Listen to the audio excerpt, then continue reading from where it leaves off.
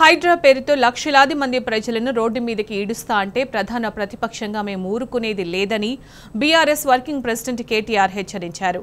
మీడియాతో చిట్చాట్ నిర్వహించిన ఆయన అసలు మూసీ సుందరీకరణ డీటెయిల్ ప్రాజెక్టు రిపోర్టు ప్రభుత్వం దగ్గర లేదన్నారు. ఈ రిపోర్టు గురించి డిప్యూటీ సీఎం భట్టి విక్రమార్కని అడిగితే ఇవ్వలేదన్నారు.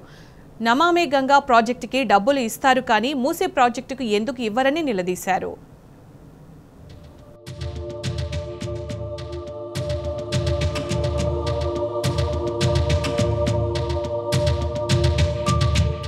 రాష్ట్రంలో హైడ్రా కూల్చివేతలు, మూసీ సుందరీకరణతో పాటు ఇతర పరిణామాలపై బీఆర్ఎస్ వర్కింగ్ ప్రెసిడెంట్ కేటీఆర్ మీడియాతో చిట్చాట్ నిర్వహించారు. ఈ సందర్భంగా కేటీఆర్ మాట్లాడుతూ రాష్ట్ర ప్రభుత్వం చేపడుతున్న మూసీ సుందరీకరణ ప్రాజెక్టు దేశంలోనే అతిపెద్ద కుంభకోణమని ఆరోపించారు.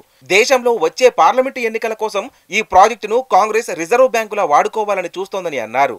2400 కిలోమీటర్ల నమామి గంగే ప్రాజెక్టుకు 40,000 కోట్లు ఖర్చయితే 55 కిలోమీటర్ల మూసీ ప్రక్షాళనకు 1.5 లక్షల కోట్లు ఎందుకని ఆయన ప్రశ్నించారు. మరోవైపు మూసీ సుందరీకరణపై మంత్రులకు కేటీఆర్ కౌంటర్ ఇచ్చారు.